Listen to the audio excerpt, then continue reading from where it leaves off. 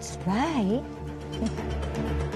এটা ঠিক, আমরা খাবো কিন্তু বলে দেবো কর্মা ভোগ করলে। কথা ধারাবাহিকের আজকের পর্ব। ধারাবাহিকের শুরুতেই দেখানো হয় বাড়ির সবাই খাবার টেবিলে খেতে বসেছে। শশীভূষণ একটা মিষ্টি খেতে চাইলে কথা বলে, আপনাকে মিষ্টি খেতে দেয়া যাবে না, আপনার সুগার বেড়ে যাবে। তখন মাফিন বলে, দাদুর সুগার বাড়লেও আমার সুগার তো বাড়বে না, আমাকে আরও একটা মিষ্টি দাও। জনি মাফিনকে আরও একটি মিষ্টি দেয় আর চিকিকে জিজ্ঞেস করে সেও আরেকটা মিষ্টি খাবে কিনা, কিন্তু সে বলে কথা মা বলেছে সুগার বেড়ে যাওয়া ভালো নয়। ওদিকে মাফিন একটা লুচির মাঝে মিষ্টি পুড়ে তার দাদুকে দেয় যাতে কেউ বুঝতে না পারে। তারপর অগ্নি মাফিন আর চিকিকে নিয়ে স্কুলে যায়।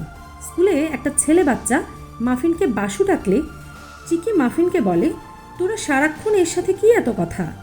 মানা বলেছে স্কুলে এসে পড়াশোনা আর খেলা ছাড়া কিছু না করতে। মাফিন বলে, সারাক্ষণ শুধু মার মতো বকিস কেন? তখনই সেখানে চিত্রা আসে। সে চিকি আর মাফিনকে চকলেট খেতে দেয়। মাফিন চকলেট নিতে গেলে চিকি বলে, কথা মা অপরিচিত কারো কাছ থেকে কিছু নিতে বারণ করেছে। মাফিন বলে, কথা মা তো জানবে না। চিকি আবারও বলে, বড়দের না জানিয়ে কিছু করতে হয় না। মাফিন তারপর চকলেট নিয়ে চিকিকে বলে, আচ্ছা আমরা বলেই খাবো।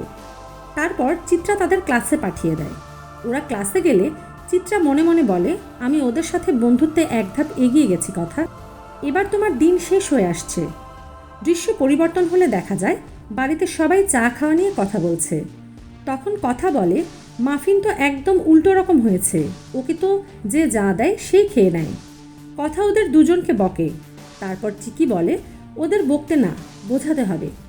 তারপর চিকি আর মাফিন অগ্নির কাছে ড্রেস চেঞ্জ করবে বলে। কথা আর জনি চলে গেলে অগ্নি বলে, আজ আমরা পিৎজা পার্টি করব। তারপর পিৎজা পার্টি হলে চিকি বলে, এটা আনহেলদি। তখন জনি আর অগ্নি মনে মনে ভাবে, রক্ত কথা বলে, চিকি একদম তার মার মতো কথা বলছে। তখন সেখানে কথা আসে আর পিৎজা নিয়ে সবার সাথে কাড়াকাড়ি হয়। এখানেই আজকের পর্ব শেষ হয়। দেখা হচ্ছে আগামী পর্বে।